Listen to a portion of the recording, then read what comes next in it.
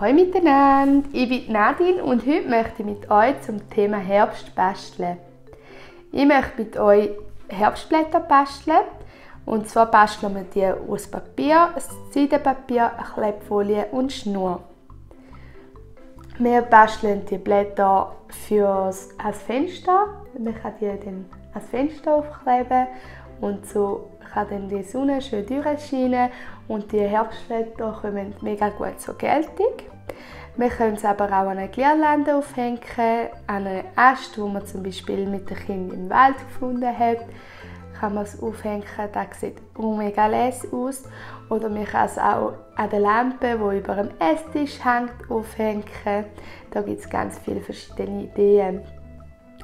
Ja, für das Basteln sind auch schon die kleineren Kinder geeignet. Also bei 1,5, 2 kann man da schon tiptop mitmachen. Natürlich noch nicht alles, aber so einzelne Schritte können die Kleinen auch schon meistern. Ja, zum Beispiel, wenn man das Seidenpapier auf Klebfolie klebt, das muss ja nicht perfekt sein und das können in dem Fall auch die Kleinen schon.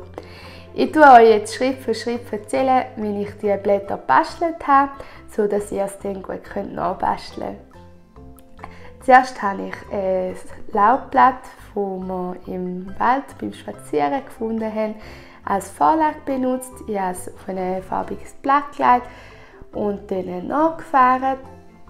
Dann habe ich es nochmal innen dran nachgefahren, dass es so dann einen Rahmen gibt. Den habe ich so ausgeschnitten, aussen rum, und die Mitte habe ich auch ausgeschnitten. Dann habe ich ein Klebfolienstück abgeschnitten. Dann habe ich den Rahmen von dem Blatt draufgeklebt. Dann konnte man das Seidenpapierstückchen draufkleben. Eben, das ist jetzt der Punkt, wo auch schon die kleinen Kinder mithelfen können. Und ja, es muss ja nicht ganz perfekt sein. Es ist auch nicht schlimm, wenn nicht alles mit Seidenpapier ausgefüllt ist. Es sieht genau gleich mega cool aus und ich finde es auch mega schön, wenn man sieht, dass auch Kinder mithelfen können. Ja, und dann, wenn man das mit dem Seidenpapier ausgefüllt hat, kann man nochmal eine Klebfolie draufkleben, dass dann auch schön hebt und schön bleibt.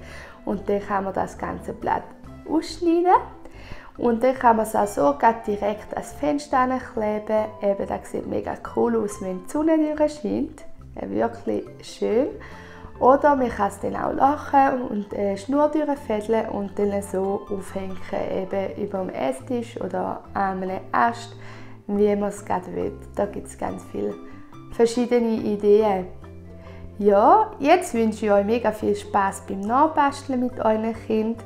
Und wenn ihr Lust habt, dürft ihr mir auch noch Ideen, was man noch mit diesen Blättern machen kann, in die Kommentare schreiben. Das würde mich natürlich mega freuen. Also, tschüss miteinander, einen schönen Herbsttag!